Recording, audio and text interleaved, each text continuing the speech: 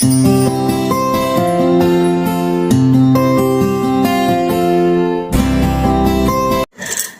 ಮಕ್ಕಳೇ, ಎಲ್ಲರೂ ಹೇಗಿದ್ದೀರಾ?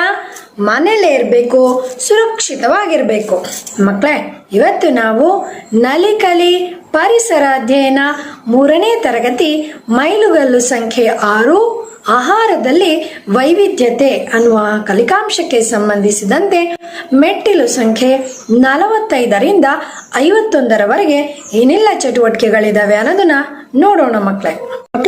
ಭಾಗ 4ರಲ್ಲಿ ನಾವು ಆಹಾರ ತಯಾರಿಕೆಯಲ್ಲಿ ಇಂಧನಗಳು ಈ ವಿಷಯವನ್ನು ಕುರಿತಂತೆ ಒಂದಿಷ್ಟು ವಿಷಯವನ್ನು ತಿಳಿಯುವಂಥ ಪ್ರಯತ್ನವನ್ನು ಮಾಡೋಣ. ಮಕ್ಕಳೇ, ಇಲ್ಲಿ ರಾಧಾಳ ಒಂದು ಸಮಸ್ಯೆಯನ್ನು ನಾವೆಲ್ಲರೂ ಕೂಡ ಮನಗೊಂಡು ಸಾಧ್ಯವಾದರೆ ಅದನ್ನು ಪರಿಹರಿಸೋಣ. ಮಕ್ಕಳೇ ನೋಡಿ, ರಾಧಾಳ ತಾಯಿ ಅನಿಲದ ಸಿಲಿಂಡರ್ ಮುಗಿದಿದ್ದರಿಂದ ತುಂಬ ಬೇಸರದಿಂದ ಇದ್ರು. ಅವಳ ಮಗಳಿಗೆ ಅಡುಗೆ ಮಾಡಿ ಊಟ ಬಡಿಸಿ ಶಾಲೆಗೆ ಕಳುಹಿಸಲು ಸಾಧ್ಯವಾಗ್ತಿಲ್ಲ. ಹಾಗಾದರೆ ರಾಧಾಳು ಗ್ಯಾಸ್ ಸ್ಟವ್ ಇಲ್ಲದೆ ಅಡುಗೆ ಮಾಡೋದಕ್ಕೆ ಸಾಧ್ಯವೇ ಮಕ್ಕಳೇ? ಯೋಚನೆ ಮಾಡಿ. ಸಾಧ್ಯನೋ ಇಲ್ಲೋ ಅನ್ನೋದಕ್ಕೆ ನಾವು ಅಡುಗೆ ಉರುವಲುಗಳ ಒಂದಿಷ್ಟು ವಿಧಗಳ ಬಗ್ಗೆ ಇವತ್ತು ತಿಳಿದುಕೊಳ್ಳೋಣ ಮಕ್ಕಳೇ. ನಮಗೆ ತಿಳಿದಿರುವ ಹಾಗೆ ಗ್ಯಾಸ್ ಸ್ಟವ್ ಅಡುಗೆ ಮನೆಯ ಉಪಯುಕ್ತ ಪರಿಕರ. ಗ್ಯಾಸ್ ಸ್ಟವನ್ನು ಅಡುಗೆ ಮಾಡಲು ಬಳಸ್ತೇವೆ. ಹಾಗೆ ಅಡುಗೆ ಮಾಡಲು ಬಳಸ್ತಕ್ಕಂತಹ ವಿವಿಧ ಉರುವಲುಗಳನ್ನು ಕೂಡ ನಾವೀಗ ಗುರುತಿಸುವಂತಹ ಒಂದು ಪ್ರಯತ್ನವನ್ನು ಮಾಡೋಣ. ಮತ್ತು ಅವುಗಳು ಹೇಗೆ ಭಿನ್ನ ಎಂಬುದನ್ನು ಕೂಡ ನಾವು ಗಮನಿಸೋಣ ಮಕ್ಕಳೇ, ಈ ಚಿತ್ರವನ್ನು ಗಮನಿಸಿ. ಅಡುಗೆ ಮಾಡಲು ಬಳಸುವಂತಹ ಈ ಉರುವಲಿನ ಹೆಸರೇನು? ಇದು ಅಡುಗೆ ಮಾಡಲು ಬಳಸುವ ಉರುವಲು. ಇಲ್ಲಿ ಅನಿಲ. ರಬ್ಬರ್ ಟ್ಯೂಬನ್ನು ಸಿಲಿಂಡರ್ ಹಾಗೂ ಓಲೆಗೆ ಜೋಡಿಸಲಾಗಿದೆ. ಸಿಲಿಂಡರ್ನಲ್ಲಿ ಅನಿಲವನ್ನು ತುಂಬಲಾಗಿದೆ ಮಕ್ಕಳೇ ಈ ಚಿತ್ರ ನೋಡಿ. ಇಲ್ಲಿ ಯಾವ ಉರುವಲನ್ನು ನಾವು ಬಳಸ್ತಾ ಇದ್ದೀವಿ? ಇಲ್ಲಿ ಉರುವಲಾಗಿ ನಾವು ಸೌದೆಯನ್ನು ಬಳಸಲಾಗ್ತಿದೆ. ಇದು ಹಳೆಯ ಅಡುಗೆ ಮಾಡುವ ಪದ್ಧತಿ. ಮರಗಳ ಒಣಗಿರತಕ್ಕಂಥ ರೆಂಬೆ ಮತ್ತು ಕೊಂಬೆಗಳನ್ನು ಸೌದೆಯಾಗಿ ಬಳಸಲಾಗುತ್ತೆ ಮಕ್ಕಳೇ ಈ ಚಿತ್ರ ನೋಡಿ. ಇಲ್ಲಿ ಯಾವ ಉರುವಲನ್ನು ನಾವು ಬಳಸ್ತೀವಿ? ಪಂಪ್ ಸ್ಟವ್ನಲ್ಲಿ ನಾವು ಸೀಮೆ ಎಣ್ಣೆಯನ್ನು ಉರುವಲಾಗಿ ಬಳಸಲಾಗ್ತಿದೆ. ಟ್ಯಾಂಕಿನಲ್ಲಿ ಸೀಮೆ ಎಣ್ಣೆಯನ್ನು ಶೇಖರಿಸಲಾಗುತ್ತದೆ.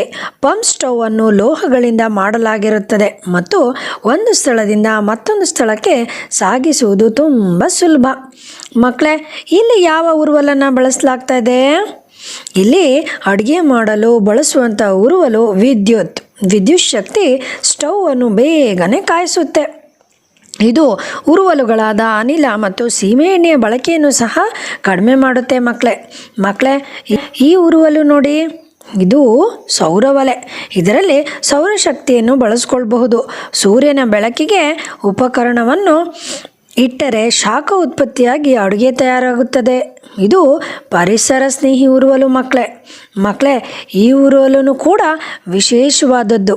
ಇದು ಜೈವಿಕ ಅನಿಲವನ್ನು ಗೋಬರ್ ಅನಿಲವೆಂದು ಸಹ ನಾವು ಕರಿತೀವಿ ಮಕ್ಕಳೇ. ಜೈವಿಕ ಅನಿಲವನ್ನು ಹಸುವಿನ ಸಗಣಿಯಿಂದ ತಯಾರಿಸಬಹುದು. ಇದೂ ಸಹ ಪರಿಸರ ಸ್ನೇಹಿ ಉರುವಲು ಮಕ್ಕಳೇ. ಪರಿಸರ ಸ್ನೇಹಿ ಪದದ ಅರ್ಥವನ್ನು ತಿಳಿದುಕೊಳ್ಳೋಣ ಮಕ್ಕಳೇ.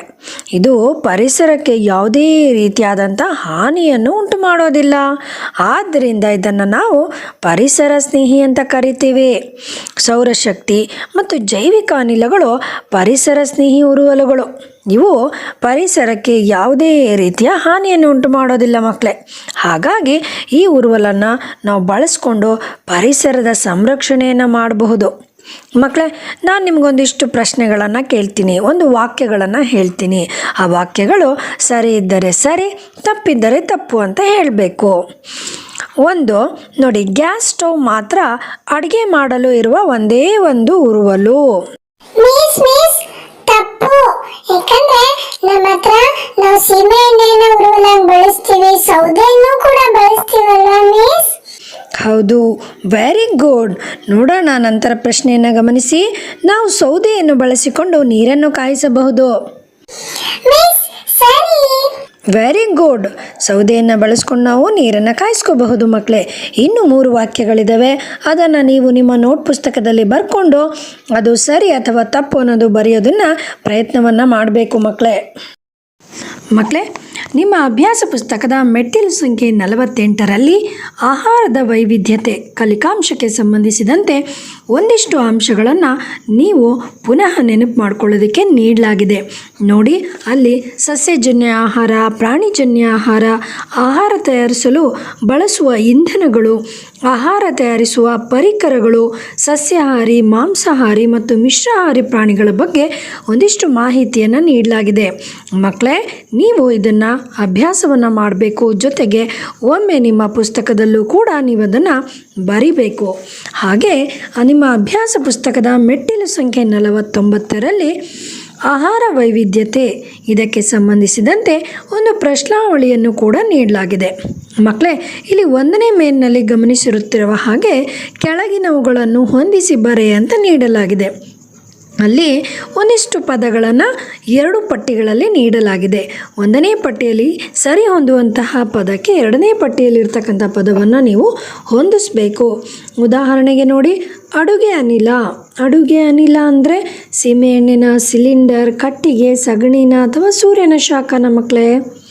ಹೌದು, ಅಡುಗೆ ಅನಿಲ ಅಂದರೆ ಸಿಲಿಂಡರ್. ಮಕ್ಕಳೇ, ಇದೇ ಥರ ಇನ್ನುಳಿದ ಪದಗಳಿಗೂ ಕೂಡ ನೀವು ಸರಿ ಪದಗಳನ್ನು ಹೊಂದಿಸಬೇಕು. ಅದೇ ರೀತಿ 2ನೇ ಮೇನಿನಲ್ಲಿ ಈ ಕೆಳಗಿನ ಪ್ರಶ್ನೆಗಳಿಗೆ ಉತ್ತರಿಸುವಂಥ ಪ್ರಶ್ನೆಗಳನ್ನು ನೀಡಲಾಗಿದೆ. ಜೊತೆಗೆ ಸೂಕ್ತ ಜಾಗವನ್ನು ಕೂಡ ಅಲ್ಲಿ ಬಿಡಲಾಗಿದೆ. ಪ್ರಶ್ನೆಗಳನ್ನು ಒಮ್ಮೆ ಓದ್ತೀನಿ, ನೋಡ್ತಾ ಹೋಗಿ ಮಕ್ಕಳೇ. ಆಹಾರ ಸೇವಿಸುವ ಆಧಾರದ ಮೇಲೆ ಪ್ರಾಣಿಗಳನ್ನು ಹೇಗೆ ವರ್ಗೀಕರಿಸಲಾಗಿದೆ ತಿಳಿಸು ಅಂತ ನೀಡಲಾಗಿದೆ. ನಿಮಗೀಗಾಗಲೇ ತಿಳ್ಕೊಂಡಿದ್ದೀರಾ ಪ್ರಾಣಿಗಳನ್ನು ನಾವೆಷ್ಟು ರೀತಿಯಾಗಿ ವರ್ಗೀಕರಿಸಿದ್ದೀವಿ ಅಂತ. ಅದನ್ನು ಬರಿಬೇಕು ಮಕ್ಕಳೇ. ಹಾಗೆ ನಾಯಿ, ಬೆಕ್ಕು ಇವು ಮಿಶ್ರಾಹಾರಿ ಪ್ರಾಣಿಗಳು. ಯಾಕೆ ಅನ್ನೋದು ನಿಮ್ಗೆ ಉತ್ತರ ಗೊತ್ತಿದೆ ಅಲ್ವಾ ಮಕ್ಕಳೇ? ನಂತರದ ಪ್ರಶ್ನೆ, ಸಸ್ಯ ಮೂಲ ಆಹಾರ ಎಂದರೇನು? 3 ಉದಾಹರಣೆ ಕೊಡಿ ಅಂತ ನೀಡಲಾಗಿದೆ. ಹಾಗೆ 4ನೇ ಪ್ರಶ್ನೆ, ಹಸಿಯಾಗಿ ತಿನ್ನುವಂತಹ ಆಹಾರ ಪದಾರ್ಥಗಳು ಯಾವುವು ಹೆಸರಿಸುವಂತ ನೀಡಲಾಗಿದೆ. ಹಾಗೂ 5ನೇ ಪ್ರಶ್ನೆ, ಯಾವುದಾದರೂ 4 ಮಾಂಸಾಹಾರಿ ಪ್ರಾಣಿಗಳ ಹೆಸರನ್ನು ಬರೆಯಿರಿ ಅಂತಿದೆ. ಮಕ್ಕಳೇ, ಹಿಂದಿನ ಕಲಿಕಾಂಶವನ್ನು ನೆನಪಿಸ್ಕೊಳ್ತಾ ಎಲ್ಲ ಪ್ರಶ್ನೆಗಳಿಗೆ ಉತ್ತರಿಸುವಂತಹ ಒಂದು ಪ್ರಯತ್ನವನ್ನು ಮಾಡಬೇಕು.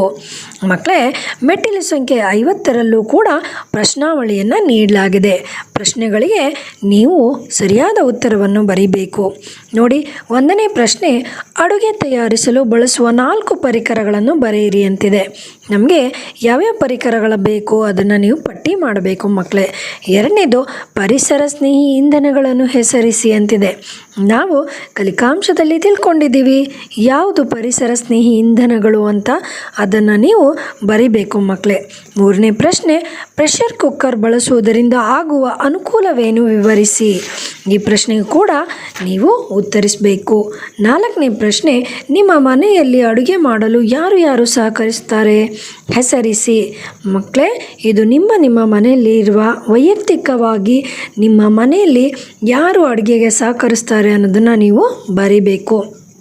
5ನೇ ಪ್ರಶ್ನೆ, ಕೆಳಗಿನವುಗಳಲ್ಲಿ ಸಸ್ಯ ಮೂಲ ಆಹಾರ, ಪ್ರಾಣಿ ಮೂಲ ಆಹಾರಗಳನ್ನು ವಿಂಗಡಿಸಿ ಬರೆಯಿರಿ ಅಂತ ನೀಡಲಾಗಿದೆ. ಅಲ್ಲೊಂದಿಷ್ಟು ಆಹಾರ ಪದಾರ್ಥಗಳನ್ನು ಕೂಡ ನೀಡಲಾಗಿದೆ. ನೀವು ನೆನಪು ಮಾಡ್ಕೊಳ್ತಾ ಅದು ಸಸ್ಯ ಮೂಲವಾಗಿದ್ದರೆ ಸಸ್ಯ ಮೂಲದ ಚಿತ್ರದ ಮುಂಭಾಗದಲ್ಲಿ ಆ ಸಸ್ಯ ಮೂಲ ಪದಾರ್ಥಗಳನ್ನು, ಆಹಾರಗಳನ್ನು ಬರಿಬೇಕು. ಹಾಗೆ ಪ್ರಾಣಿ ಮೂಲ ಆಹಾರವಾಗಿದ್ದರೆ ಪ್ರಾಣಿ ಮೂಲ ಅನ್ನುವಂಥ ಒಂದು ಚಿತ್ರದ ಬಾಣದ ಗುರುತಿನ ಮುಂದೆ ಆ ಆಹಾರವನ್ನು ನೀವು ಬರೀಬೇಕು ಮಕ್ಕಳೇ. ಹಾಗೆ ಮೆಟ್ಟಿಲು ಸಂಖ್ಯೆ 51ರಲ್ಲಿಯೂ ಕೂಡ ಒಂದು ಪ್ರಶ್ನಾವಳಿಯನ್ನು ನೀಡಲಾಗಿದೆ. ಇಲ್ಲಿ ಒಂದಿಷ್ಟು ಬಾಕ್ಸ್ನಲ್ಲಿ ಪ್ರಾಣಿಗಳನ್ನು ನೀಡಲಾಗಿದೆ. ಆ ಪ್ರಾಣಿಗಳು ಸಸ್ಯಾಹಾರಿನೋ, ಮಾಂಸಾಹಾರಿನೋ ಅಥವಾ ಮಿಶ್ರಾಹಾರಿ ಅನ್ನೋದನ್ನು ನೀವು ವಿಂಗಡಿಸಿ ಬರೀಬೇಕು ಮಕ್ಕಳೇ. ನಿಮ್ಮ ಅಭ್ಯಾಸ ಪುಸ್ತಕದಲ್ಲಿ ಒಂದು ಪಟ್ಟಿಯನ್ನು ಕೂಡ ನೀಡಲಾಗಿದೆ. ಆ ಪಟ್ಟಿಯಲ್ಲಿ ಸಸ್ಯಾಹಾರಿ, ಮಾಂಸಾಹಾರಿ ಮತ್ತು ಮಿಶ್ರಾಹಾರಿ ಅಂತ ನೀಡಲಾಗಿದೆ. ನೀವು ಮೇಲ್ಕಂಡ ಪ್ರಾಣಿಗಳನ್ನು ಒಂದೊಂದೇ ನೋಡ್ತಾ ಹೋಗಿ ಅದು ಯಾವ ಪಟ್ಟಿಯಲ್ಲಿ ಸೇರಿಸಬೇಕು ಅನ್ನೋದನ್ನು ಯೋಚನೆ ಮಾಡಿ ಬರಿಬೇಕು ಮಕ್ಕಳೇ. ಇದಿಷ್ಟು ನಿಮ್ಮ ಯೋಜನಾ ಕಾರ್ಯ ಆಗಿರುತ್ತೆ. ಎಲ್ಲವನ್ನು ಕೂಡ ತಪ್ಪಿಲ್ಲದೆ ದುಂಡಾಗಿ ಸುಂದರವಾಗಿ ಬರೆದು ನಿಮ್ಮ ಸುಗಮ ಕಾರ್ಯಕ್ಕೆ ತೋರಿಸ್ಬೇಕು ಮಕ್ಕಳೇ. ಮತ್ತೆ ಮುಂದಿನ ತರಗತಿಯಲ್ಲಿ ಭೇಟಿಯಾಗೋಣ. ಧನ್ಯವಾದಗಳು.